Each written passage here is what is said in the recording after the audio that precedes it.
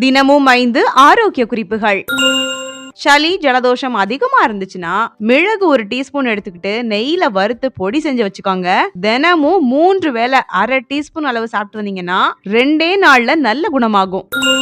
பசியின்மை அஜீரண கோளாறுகளுக்கு திரி கடுகு சூரணம் ரொம்ப நல்லது. ஒண்ணு பசிக்க மாட்டேங்குது, அப்படியே சாப்பிட்டாலும் அஜீரண கோளாறுகள் இருக்கு அப்படின்னா இந்த திரி கடுகு சூரணத்தை கண்டிப்பா ட்ரை பண்ணுங்க. ஞாபக மறதி பிரச்சனை ஆரம்ப காலத்திலே சரி பண்ண முடியும். இதுக்கு வல்லாரைய ஒரு நாள் விட்டு ஒரு நாள் சாப்பாட்டுல சேர்த்துக்கிறத வழக்கமா வச்சுக்கோங்க. இப்பெல்லாம் ஆன்லைன்ல வல்லாரை சாத பொடிலாம் கூட அவைலபிளா இருக்கு. நல்ல பிராண்டா பார்த்துட்டு ஒரு வல்லாரை பொடி வாங்கி வச்சுக்கோங்க. தினமும் ஒரு கைப்பிடி சாப்பாட்டுல 1 டீஸ்பூன் வல்லாரை பொடியையும் நெய்யையும் கலந்து பசஞ்சு சாப்பிடுங்க. அவ்வளோ ஆரோக்கியமா இருக்கும். படிக்கிற குழந்தைங்களுக்கு வல்லாரை சாத பொடியை டெஃபினட்டா ட்ரை பண்ணுங்க. அவங்களுடைய ஸ்டடீஸ்ல நல்ல இம்ப்ரூவ்மெண்ட்டையும் பார்க்கலாம்.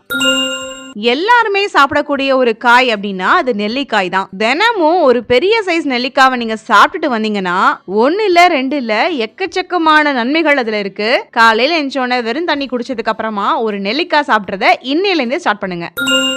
ஃப்ரெண்ட்ஸ், இந்த வீடியோல நான் சொன்ன வல்லாரை சாத பொடி ஆகட்டும், திரி கடுகு சூரணம் ஆகட்டும் ஆன்லைன்ல அவைலபிளா இருக்கு. இந்த வீடியோல நான் டாக் பண்றேன். இன்ஸ்டால இந்த வீடியோ பார்த்துட்டு இருக்கீங்க அப்படின்னா லிங்க்னு கமெண்ட் பண்ணுங்க. ஃப்ரெண்ட்ஸ், மேலும் ஆரோக்கிய குறிப்புகள் இன்னும் விவரமா தெரிஞ்சுக்கணும் அப்படின்னா மறக்காம நம்முடைய சேனலை சப்ஸ்கிரைப் பண்ணிக்கோங்க. அப்படியே பக்கத்துல கூடிய பெல் ஐகானையும் கிளிக் பண்ணிடுங்க.